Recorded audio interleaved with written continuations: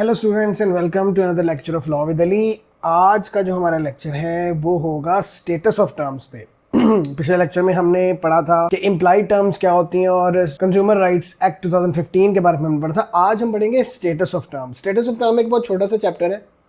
Status of terms का मतलब है कि टर्म्स का क्या स्टेटस होता है, टर्म्स का क्या लेवल होता है। फॉर एग्जांपल कौन से लेवल की जो टर्म है वो ब्रेक हो तो उसके कॉन्सिक्वेंसेस किस लेवल के होते हैं। एक बहुत ज़्यादा बड़े लेवल की टर्म अगर ब्रीच हुई है तो ऑब्वियसली उसके कॉन्सिक्वेंसेस ज़्यादा होंगे। छोटे लेवल की सिंपल टर्म अगर ब्रीच हुई है तो उसके कॉन्सिक्वेंसेस ऑब्वियसली कम होंगे। स्टेटस ऑफ टर्म्स में सबसे पहले मैं आपको ये बता दूं कि दो तरह की मेन टर्म्स की होती हैं टाइप्स। एक होती हैं कंडीशंस और एक होती हैं वारंटीज। ठीक हो गया। कंडीशन जो है ऑब्वियसली वो नाम से जाहिर है कि वो मेजर टर्म है। अक्सर स्टूडेंट्स को ये लगता है कि वारंटी बड़ी टर्म हो, कंडीशन बड़ी टर्म होती है, क्योंकि कंडीशन वो कंडीशन होती है जिस कंडीशन पे आप वो कॉन्ट्रैक्ट कर रहे होते हैं। आप कहते हैं मैं फलानी कंडीशन पे ये काम करूंगा, इसका मतलब है अगर वो कंडीशन पूरी नहीं होगी तो आप वो काम ही नहीं करेंगे। वारंटी जो होती है वो छोटी टर्म होती है। कंडीशन की ब्रीच होने की वजह से कॉन्ट्रैक्ट खत्म हो जाता है, वारंटी की ब्रीच होने की वजह से कॉन्ट्रैक्ट खत्म नहीं होता, कॉन्ट्रैक्ट चलता रहता है। तो सबसे पहले कंडीशन की बात करते हैं। कंडीशन जो है वो कंडीशन जो है वो most important term of contract समझी जाती है और उसके बारे में ये कहा जाता है कि अगर ये ब्रीच हो जाए तो कॉन्ट्रैक्ट का मीनिंग ही खत्म हो जाता है। Contract becomes meaningless if a condition is breach. ठीक हो गया। और कंडीशन अगर ब्रीच हो जाती है तो क्लेमेंट जो है वो फुलेस्ट रेंज ऑफ रेमेडीज उसको अलाउड होती हैं और वो ये भी एबिलिटी उसको अलाउ होती है कि वो रिपूडिएट कर दे, कॉन्ट्रैक्ट टर्मिनेट कर दे, ख़त्म कर दे, क्योंकि उसकी कंडीशन ही ब्रीच हो गई है।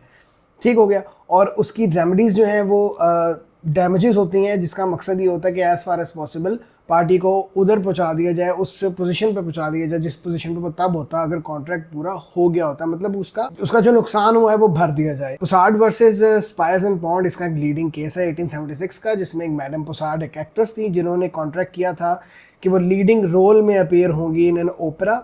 वो बीमार हो गई और उन्होंने जो है परफॉर्मेंसेस काफ़ी ज़्यादा मिस कर दी।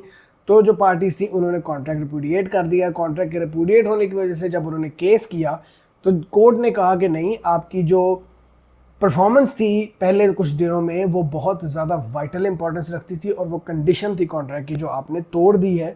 तो पार्टीज कॉन्ट्रैक्ट को रिपूडिएट कर सकती हैं, टर्मिनेट कर सकती हैं। जहाँ तक वारंटीज़ की बात है, वारंटीज़ जो है वो माइनर टर्म्स ऑफ कॉन्ट्रैक्ट होती हैं। कॉन्ट्रैक्ट जो है वो कंटिन्यू रहता है वारंटीज़ के ब्रीच होने पे। मैं आपको बता दूं कि कॉन्ट्रैक्ट कंडीशन के ब्रीच होने पे ख़त्म हो जाता है, वारंटी के ब्रीच होने पे कॉन्ट्रैक्ट ख़त्म नहीं होता, कॉन्ट्रैक्ट कंटिन्यू रहता है। वारंटीज़ की जो ब्रीच है वो एक एंसिलरी और आप कह सकते हैं कि सेकेंडरी पर्पस होता है कॉन्ट्रैक्ट का। ठीक है। और इसके रिजल्ट में, इसकी ब्रीच के रिजल्ट में जो एक ही रेमेडी जो है अवेलेबल होती है और वो होती है डैमेजेस। ठीक है। आपके पास कॉन्ट्रैक्ट टर्मिनेट करने का राइट नहीं होता। बेटनी वर्सेस गाय का हमारे पास केस है 1876 का, जिसमें एक सिंगर को कॉन्ट्रैक्ट किया गया था to appear at a variety of theatres और उसके कॉन्ट्रैक्ट के अंदर ये भी टर्म थी कि उसने पहले रिहर्सल्स में भी अपीयर होना है, रिहर्सल्स भी करनी है। उसने कुछ एक दो रिहर्सल्स जो है वो मिस कर दी, जिसकी वजह से कॉन्ट्रैक्ट ही रिपूडिएट कर दिया पार्टीज ने। तो जब उसने केस किया तो कोर्ट ने कहा कि नहीं, उसका रिहर्सल करना was not that of an important term. वो जो रियल इंपॉर्टेंट टर्म थी वो उसकी परफॉर्मेंसेस थी जो उसने की। तो आप इसको रिपूडिएट कॉन्ट्रैक्ट को नहीं कर सकते। ये वारंटी थी, ज़्यादा से ज़्यादा ये कि अगर आपको नुकसान हुआ तो उसके डैमेजेस ले ले। अब जो तीसरी टाइप है ना टर्म की, वो एक्चुअली तीसरी टाइप नहीं है। वो एक्चुअली ये कह लो कि या वो वारंटी होगी या वो कंडीशन होगी, लेकिन उसका नाम नहीं है। इसको कहते हैं इननॉमिनेट टर्म। इननॉमिनेट टर्म को आपने कभी भी थर्ड टाइप ऑफ टर्म नहीं समझना। टाइप्स दो ही हैं, या कंडीशन या वारंटी। इननॉमिनेट का मतलब है, एक लैटिन वर्ड है इननॉमिनेट, ये आता है एक लैटिन वर्ड से इनोमिनेटस, जिसका मतलब है नेमलेस या एनोनिमस। ठीक है। इंग्लिश में एनोनिमस कहते हैं और लैटिन में इनोनिमेटस बोलते हैं। ठीक हो गया, मिलते जुलते लफ्ज़ हैं। तो लॉ में एक इनोमिनेट टर्म वो है जिसकी कोई स्पेसिफिक क्लासिफिकेशन नहीं है। ठीक है। वो पता नहीं है अभी कि ये वारंटी है कि कंडीशन है। पता कैसे चलेगा? बहुत ऑब्वियस बात है, उसे ब्रीच देख के, कि वो ब्रीच जब हो रही है तो उसका कॉन्सिक्वेंस क्या है। अगर तो उसकी ब्रीच के कॉन्सिक्वेंस बहुत सीरियस है तो इसका मतलब है वो कंडीशन है। अगर उसकी ब्रीच से कॉन्ट्रैक्ट का मीनिंग ही खत्म हो गया, मीनिंगलेस हो गया कॉन्ट्रैक्ट, तो वो कंडीशन है। लेकिन अगर वो एक सेकेंडरी नेचर की है तो इसका मतलब है उसकी ब्रीच होने से कॉन्ट्रैक्ट खत्म नहीं होगा, कॉन्ट्रैक्ट के अंदर पॉसिबिलिटी होगी कि वो जारी रहे, तो वो वारंटी है। तो innominate term is either a condition or a warranty which does not have any specific classification कि वो क्या है। तो कोर्ट्स भी उसकी कॉन्सिक्वेंस से ही देखते हैं कि उसकी ब्रीच का कॉन्सिक्वेंस क्या है। कितना सीरियस कॉन्सिक्वेंस है उसकी ब्रीच का। अगर तो बहुत सीरियस है fine, then it's a condition, अगर सीरियस नहीं है तो इट्स अ वारंटी। और ये कॉन्सेप्ट क्यों डेवलप किया है कोर्ट्स ने नॉमिनेट टर्म का, इसलिए क्योंकि पार्टीज जो हैं वो हर दूसरी बात पे, छोटी छोटी बात पे कॉन्ट्रैक्ट्स को रिपुडिएट और टर्मिनेट ना कर सकें, ताकि कोर्ट जो है वो ये डिसाइड करे कि कॉन्ट्रैक्ट को रिपुडिएट करने का राइट सिर्फ तब होगा जब जो ब्रीच है वो बहुत ज़्यादा सीरियस नेचर की होगी, या उसकी ब्रीच की वजह से कॉन्ट्रैक्ट मीनिंगलेस हो जाएगा। सिर्फ तब कोर्ट कहेगा कि हाँ अब आप इस कॉन्ट्रैक्ट को टर्मिनेट कर सकते हैं, रिपुडिएट कर सकते हैं, वरना आप नहीं कर सकते। तो that is why this concept has been developed by the courts. इसका एक केस भी है जो कि Hong Kong Fir shipping company limited versus Kawasaki Kisen Kaisha limited का केस है। इतना लंबा नाम आपको ज़हन में रखने की जरूरत नहीं, आप इसको हांगकांग फर केस कह सकते हैं, आपकी स्क्रीन पे लिखा भी आ रहा होगा।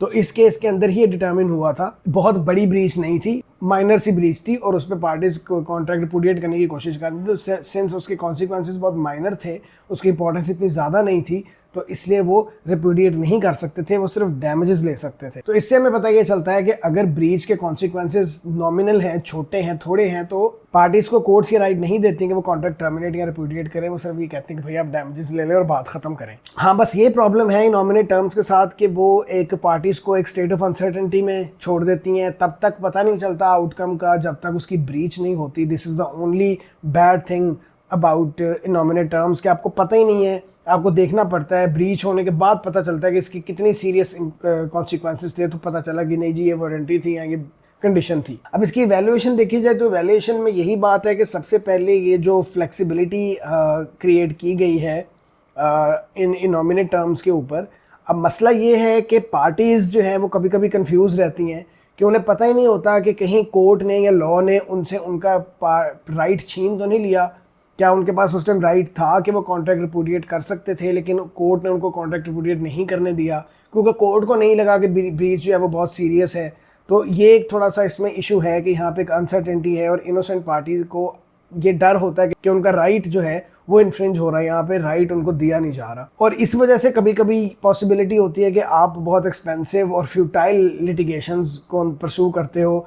At the end of the day पता चलता है कि वो तो सिर्फ एक वारंटी की ब्रीच थी और पार्टी को कुछ भी नहीं मिलता। पार्टी इतनी एक्सपेंसिव लिटिगेशन सिर्फ इस वजह से कर लेती है कि चलो जी हम टर्मिनेट करेंगे और डैमेजेस क्लेम कर लेंगे तो काम ठीक हो जाएगा, और at the end of the day आपको पता चलता है कि ये तो वारंटी थी, ये ब्रीच थी ही नहीं, तो ये तो आप सिर्फ थोड़े से नॉमिनल डैमेजेस लेके फारिग हो जाएंगे और आपको कॉन्ट्रैक्ट भी टर्मिनेट करने का राइट नहीं है। लेकिन येस, इस फ्लेक्सिबिलिटी का ये एक फ़ायदा भी है कि it helps prevent the breach of contracts due to trivial reasons and manipulation of the law. ये बात ज़रूर ठीक है कि इसकी फ्लेक्सिबिलिटी का ये फ़ायदा ज़रूर है कि ये ब्रीच ऑफ कॉन्ट्रैक्ट अगर हो छोटे छोटे रीजंस की वजह से टर्मिनेट कर दें, रिपुडिएट कर दें कॉन्ट्रैक्ट्स को पार्टीज, तो इस चीज़ से ज़रूर बचाया जा सकता है, ठीक है।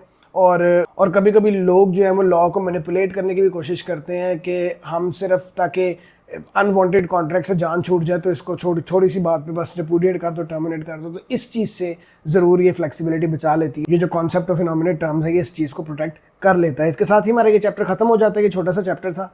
नेक्स्ट लेसन में हम कंट्रोल ऑफ एग्जामिशन क्लॉज पढ़ेंगे, which is a very very important chapter. अगर आपने इससे पिछला चैप्टर मिस कर दिया है CRA का, तो यहाँ क्लिक करके देख लें, और अगर आपने उससे पिछला चैप्टर एक्सप्रेस टर्म्स का नहीं किया हुआ तो यहाँ पे टैप करें। मैं मिलूंगा आपसे अगले लेसन में। Bye bye.